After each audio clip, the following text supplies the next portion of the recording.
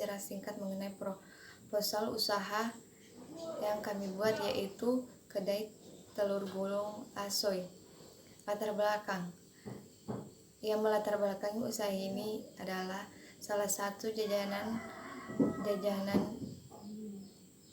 bisnis yang berkembang pesat khususnya di Kota Palu dan banyak diminati di kalangan remaja seperti anak kuliah dan anak sekolahan. Usaha bisnis ini memiliki rasa yang enak sehingga mampu memberikan dan selera kepada konsumen. Salah satu cara yang dilakukan oleh sebuah bisnis ini untuk memberikan jajanan yang higienis dan memberikan kualitas pelayanan yang baik.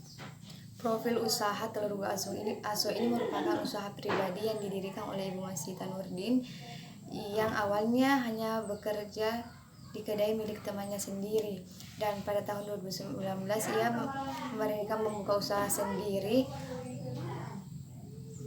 di balik Kota Palu yang menjual telur gulung beberapa varian. Yang pertama itu telur gulung original, kedua telur gulung isi sosis, ketiga telur gulung isi ayam, dan yang terakhir ini varian baru yaitu telur gulung seafood. Dan kedai ini memiliki satu karyawan, yaitu salah satu mahasiswa Unpad Fakultas FISIP.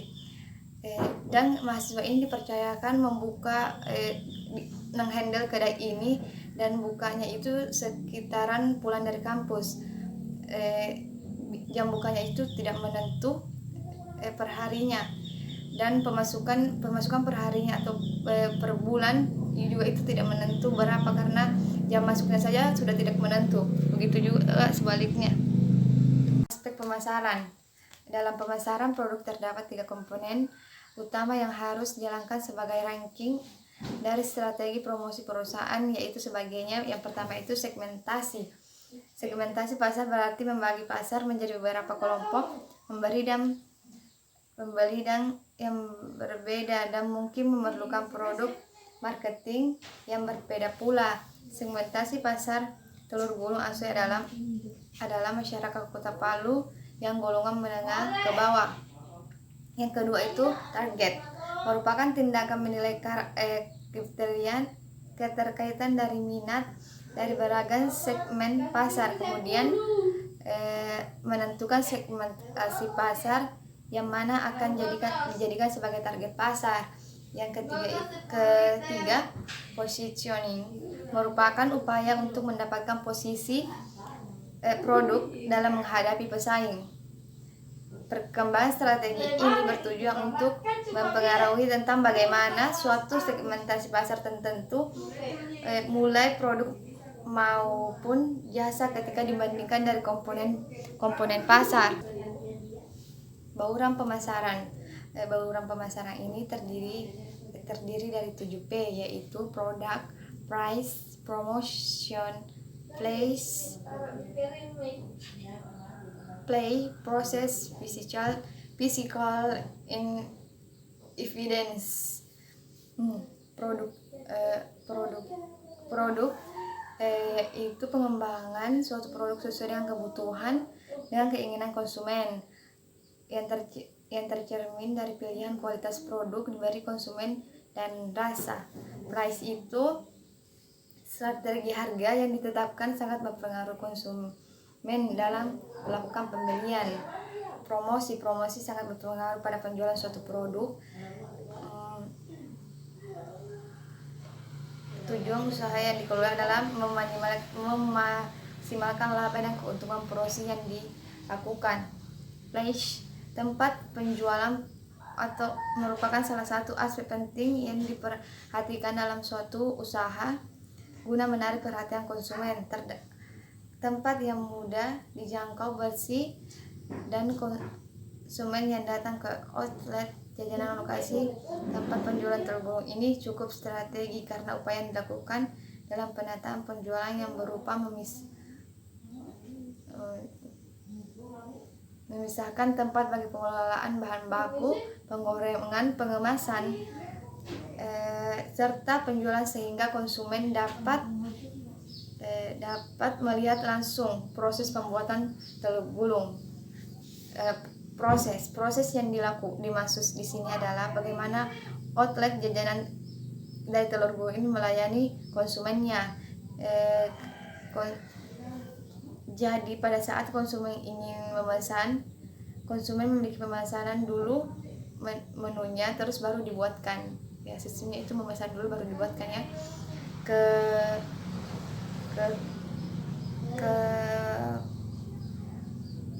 visual evidence design.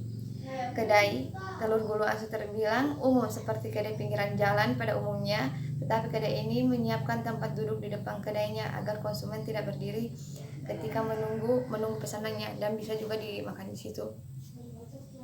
Aspek teknis ini memuat teknologi informasi. Teknologi informasi adalah yang dibangun dengan bisnis utama menggunakan teknologi komputer. Perkembangan yang terus berlanjut dari teknologi membawa aplikasi utama teknologi ini pada proses pengolahan data yang berujung pada informasi. Teknologi informasi menjadi sebuah teknologi yang lebih berpengaruh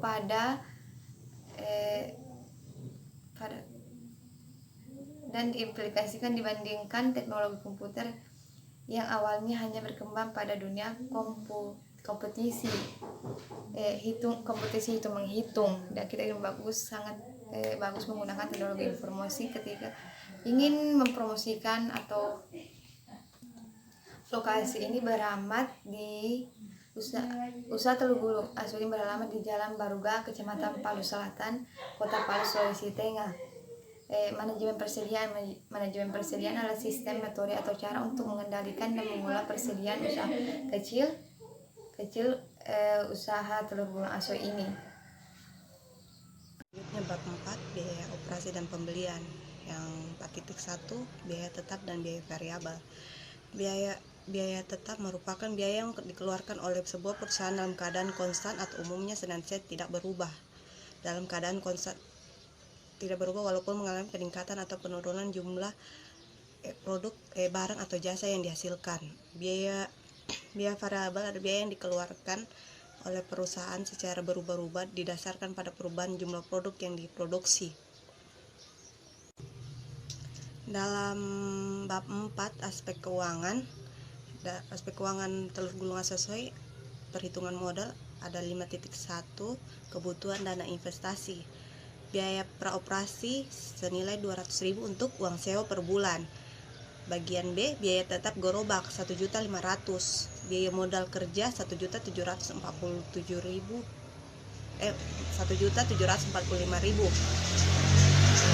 Rencana 5.2, rencana kebutuhan dana aktiva tetap yaitu gerobak. Yang kedua, meja. Yang ketiga, kursi. Yang keempat, peralatan goreng. Yang kelima, kompor gas. Yang keenam, spatula. Total dari perhitungan di atas senilai 2.425.000. Sedangkan aktiva lancar 1 kas senilai 1 juta, 2 telur 1 rak senilai 80.000, 3 sosis 2 pak senilai 60.000, 4 ayam senilai 50.000 per ekor, 6 minyak goreng 5 liter 60.000, 7 tusuk sate 1 pak 15.000, 8 cup 2 lusin 40.000, 9 saus botol 55.000, kecap botol 55.000, mayones 1 kilo 30.000. Total dari perhitungan di atas senilai 745.000. Total biaya operasi ditambah sama dengan biaya tetap, biaya lancar senilai 3.925.000 ditambah 1.745.000 dan hasilnya itu 5.670.000. Proyeksi laba atau ruginya. Hasil penjualan dikurang dengan jumlah biaya yaitu 7.500.000 dikurang 745.000 senilai sama dengan 6.755.000. Selanjutnya bab 6, di dalam bab 6 itu ada aspek ekonomi, sosial, dan politik. Yang pertama itu aspek ekonomi. Dalam studi kelayakan bisnis, aspek ekonomi, sosial, dan politik menjadi hal penting yang dilihat untuk mengaruh apa yang terjadi dengan adanya perusahaan, khususnya di bidang perekonomian. Masyarakat tempatnya khusus di bagian sosial kemasyarakatan. Dampak ekonomi. Dampak dari aspek ekonomi dengan adanya suatu proyek atau usaha meliputi: 1. Terbukanya kesempatan lapangan pekerjaan bagi masyarakat sekaligus mengurangi angka pengangguran. 2. Tersedianya sarana dan prasarana umum yang nantinya dapat berguna untuk masyarakat banyak juga pemerintah, yakni berupa jalan raya, listrik, sekolah, masjid, dan lain-lain. Yang 3. Tersedia beragam produk, barang, dan jasa masyarakat sehingga meningkatkan persaingan dan menciptakan dan memenuhi kebutuhan masyarakat. Itu yang kedua, aspek sosial. Dalam aspek sosial adalah mengelola dan mengatur sumber daya alam yang belum dicampur tangan dari manusia. Aspek sosial memiliki dua sisi, yaitu sisi negatif dan sisi positif.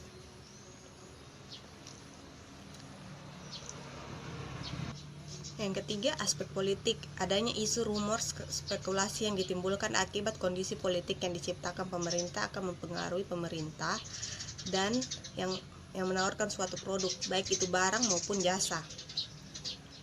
Dalam menganalisis kelayakan bisnis, hendaknya aspek politik perlu pula dikaji untuk memperkirakan bahwa situasi politik saat bisnis dibangun dan diimplementasikan tidak akan mengganggu sehingga kajian tetap layak. Berikutnya aspek lingkungan industri. Uraian umum aspek lingkungan industri. Lingkungan tetap bisnis akan dijalankan harus sesuai analisis dengan cermat. Hal ini disebabkan lingkungan itu satu sisi dapat menjadi peluang dari bisnis yang akan dijadikan, namun sisi lain lingkungan juga dapat menjadi ancaman bagi perkembangan bisnis. Aspek lingkungan industri lebih mengarah pada aspek persaingan di mana bisnis perusahaan berada di Michael Porter mengeluarkan konsep kompetitif strategis menganalisis persaingan bisnis berdasarkan aspek utama yang diserut 5 kekuatan bersaing. Berikutnya aspek lingkungan hidup. Aspek lingkungan hidup. Lingkungan bisnis merupakan unsur yang ada di luar perusahaan dan tidak dapat dikendalikan oleh pelaku bisnis yang dapat mempengaruhi kinerja perusahaan. Yang pertama, lingkungan operasi. Yang kedua, lingkungan pesaing. Yang ketiga, lingkungan pelanggan. Yang keempat, lingkungan pemasok. Yang kelima, lingkungan kreditor. Yang keenam, lingkungan pegawai. Sebagai penutup penjelasan di atas, saya memberikan kesimpulan. Berdasarkan proposal yang telah saya buat, dapat disimpulkan bahwa kemajuan usaha dimanapun tidak lepas dari faktor kreativitas dari seorang wirausaha. Modal untuk memulai usaha ini tidak terlalu besar harganya dan harganya pun terjangkau untuk semua kalangan dari anak kecil hingga dewasa. Makanan ini tidak mengandung bahan-bahan kimia yang berbahaya, komposisinya bahan makanan ini alami. Dengan melaksanakan kegiatan ini, saya banyak belajar tentang bagaimana berwirausaha. Saran dan kritik. Pertama, pikirkan matang-matang usaha apa yang akan Anda jalankan. Yang kedua, tidak berani mengambil resiko. Yang ketiga, bersikap ramah kepada konsumen. Yang keempat, kreasikan usaha Anda agar dapat menarik konsumen. Yang kelima, menjaga kualitas produk. Terima kasih.